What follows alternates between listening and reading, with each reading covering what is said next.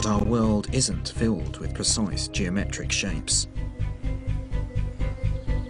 It seems random, disordered.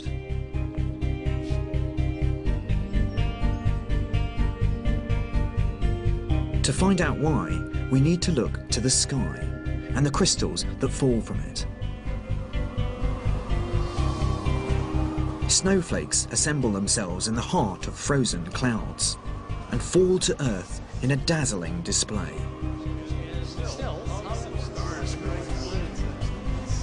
And if there's one thing we know about snowflakes, it's that they're all perfectly symmetrical.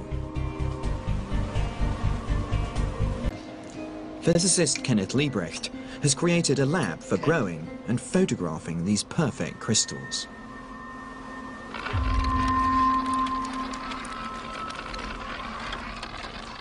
It's a cold chamber.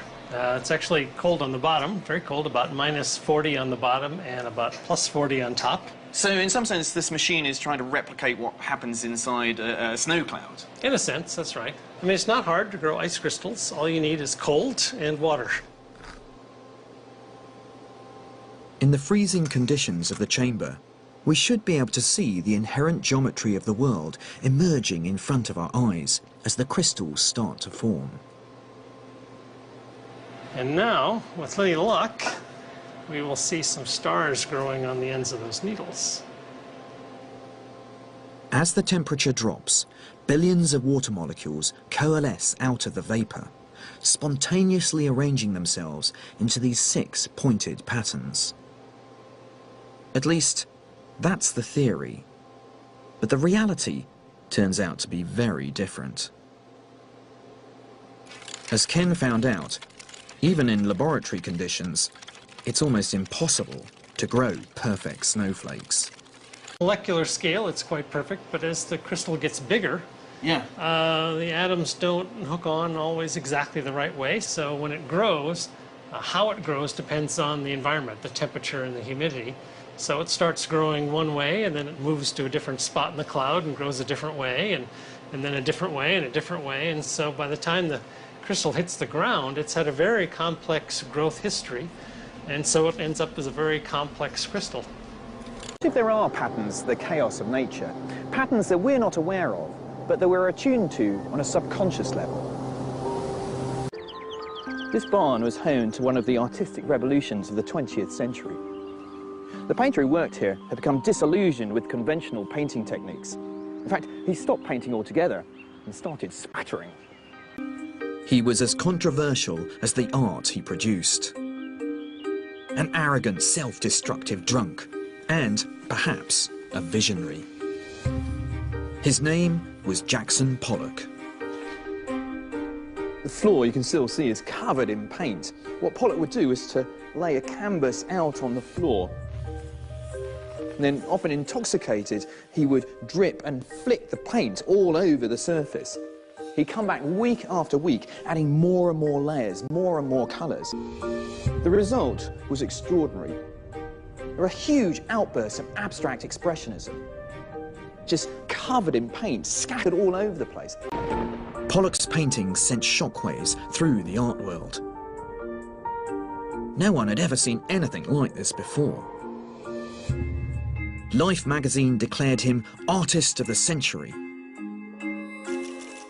Others derided his efforts as the substandard dross of a drunken lunatic. But though Pollock's paintings courted controversy, they were incredibly influential. Not least because the apparent random squiggles are strangely compelling. Many people have tried to copy Pollock's techniques, some in homage, others in attempted forgeries. But nobody seems to be able to reproduce that magic that Pollock brought to the originals. Pollock's paintings seem to have captured something of the wildness of the natural world. But for a long time, no one could define exactly what it was that made his work so appealing. Until it came to the attention of artist and physicist Richard Taylor. His unique approach was to invent a machine that could mimic Pollock's eccentric painting style. It's all based on this apparatus called the Pollackizer. The Pollackizer? That's lovely.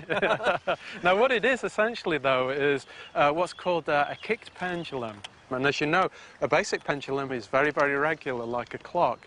But at the top here, what you've got is a little device that can actually knock the string as it's swinging around. And that induces a very different type of motion called chaotic motion. So this would be like Pollock's hand. This would be what he'd be trying to achieve with that sort of off-balance painting that we do. Absolutely. So they're very similar processes. It's very effective.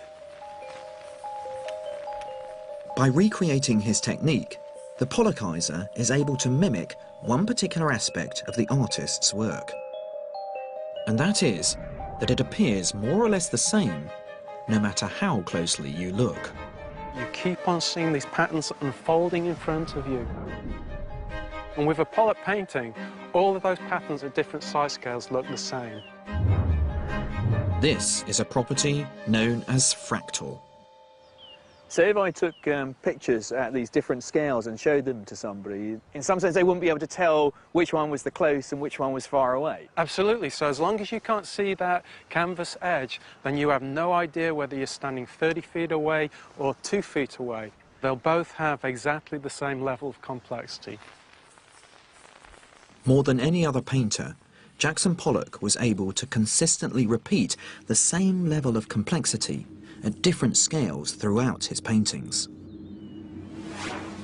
The fractal quality of his work appeals to us because despite seeming abstract, it actually mirrors the reality of the world around us.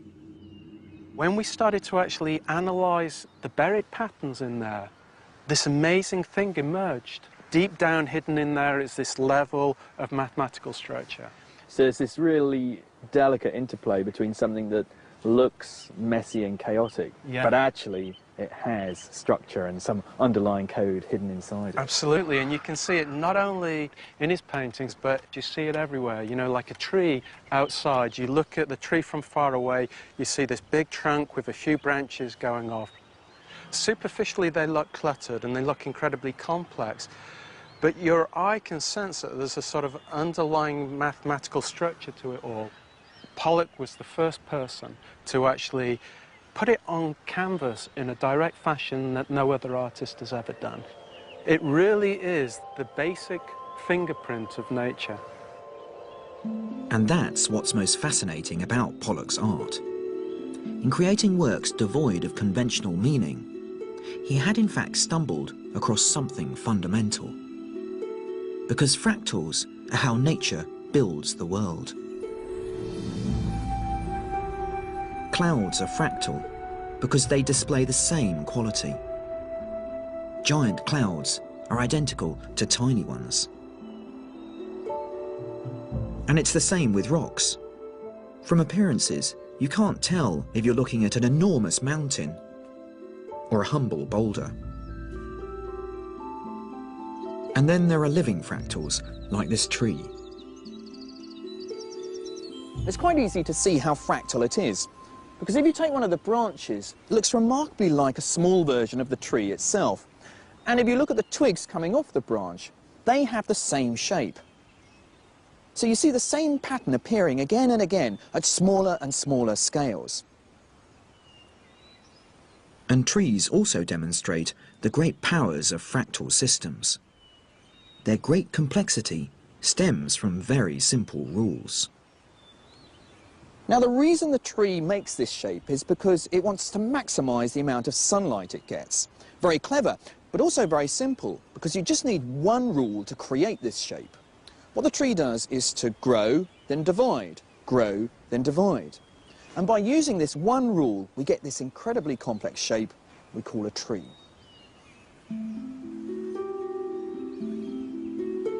This is the same pattern repeating itself at a smaller and smaller scale. It's a rule that's easy to test. Grow a bit, then branch. Grow a bit, then branch. And before our eyes, a mathematically perfect tree appears. But just as you never get a perfect snowflake, you never get a perfect tree either. but allow for some natural variability, different growing seasons, the wind, an occasional accident. And the result is a very real-looking tree. And we find the same fractal branching system time and again throughout nature. This idea that the patterns of nature may be inherently fractal was pioneered in the 1970s by French mathematician Benoit Mandelbrot. This is his most famous creation, the Mandelbrot set. Its systems of circles and swirls repeats itself at smaller and smaller scales forever.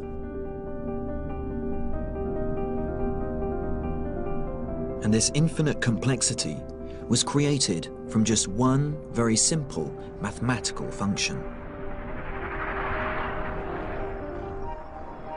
Mandelbrot's quantum leap was to suggest that similar simple mathematical codes could describe not just trees, but many of the seemingly random shapes of much of the natural world.